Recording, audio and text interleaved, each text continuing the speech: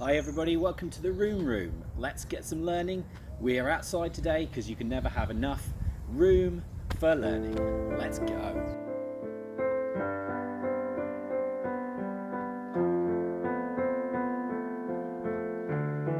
Okay, welcome to the first time that I am attempting one of these videos. This is my new project that I am calling the RheumRoom, and I want to answer some of your rheumatology questions that you can submit to me either by commenting on the videos underneath.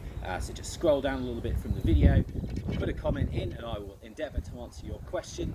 It is freezing cold out here, so I'm going to keep these videos to short. They're going to be bite-sized, hopefully roughly 5 to 10 minutes, and I won't freeze to death.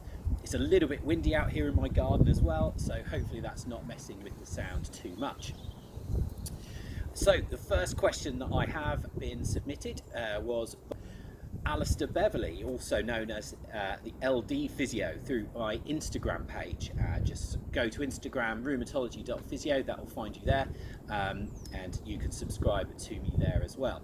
And his question was around whether there was any difference in prevalence in rheumatology conditions within the learning disability cohort of patients, or with a comorbidity, I suppose, of a learning disability. And my honest answer is I don't really know.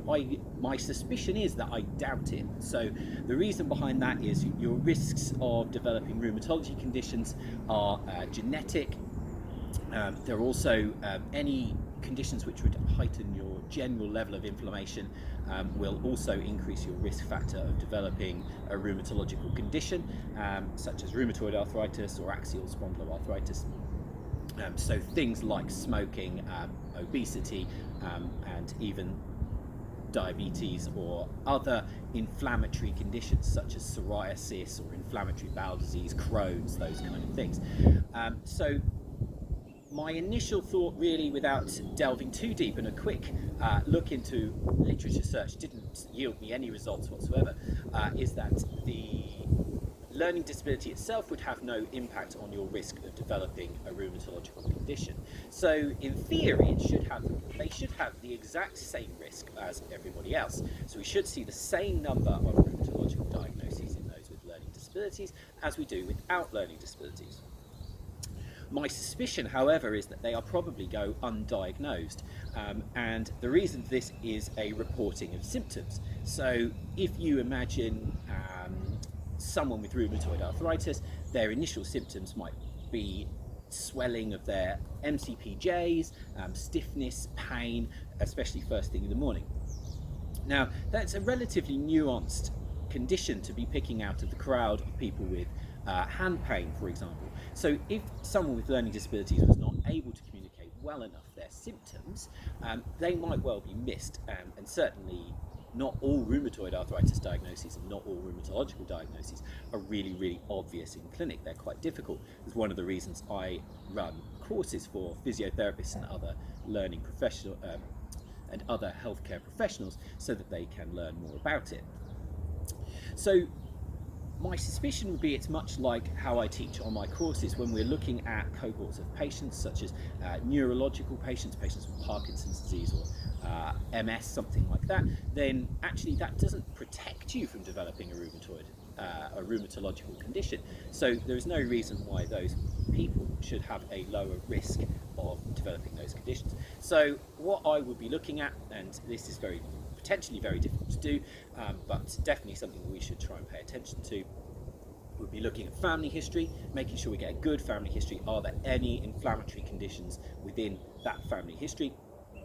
Any other conditions that might predicate to developing a arthritic condition, such as inflammatory bowel disease, as we discussed, Crohn's, colitis, iritis, psoriasis? Have they got any of those either concurrently or as a past medical history?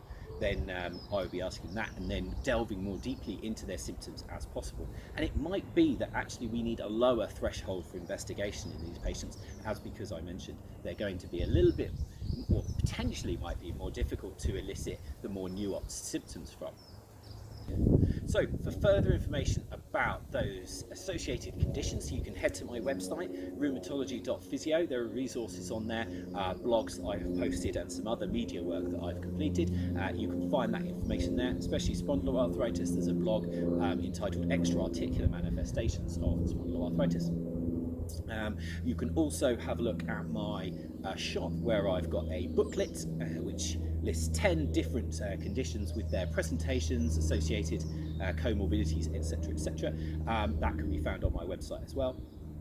And I also have an audiobook which you can get, which will provide you with quite a lot of in-depth information about rheumatoid arthritis and axial spondyloarthritis.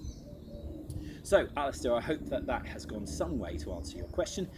You mentioned to me in a different comment that you can think of one chap that you've seen over the last 10 years, and I certainly remember one guy who I used to manage in a rheumatology department who had autism and ankylosing spondylitis, and he was difficult in a couple of ways. One, obviously because of the communication difficulties, but two, he had a very, very aggressive type of disease. Now, how much of that was due to his associated learning difficulty with being able to tolerate taking medications and all these kind of things, and he happened to have a very sedentary lifestyle due to the issues he had with his autism, which obviously is not very helpful for something like ankylosing spondylitis or axial spondyloarthritis. Whether that had any bearing, I'm not certain, but he certainly did not react to medications like we were expecting, and he really did struggle with his disease. So I suspect that in general, we need to be picking these patients up early, but especially in this cohort, we need to be extra vigilant because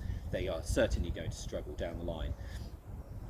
So, if you don't mind, if you've enjoyed this video, please hit the like button, comment any questions you would like me to answer in the next videos. I'm going to try and do 1 or 2 questions a video, see how we go. Hopefully my fingers will stay less blue, maybe I'll grab some gloves next time.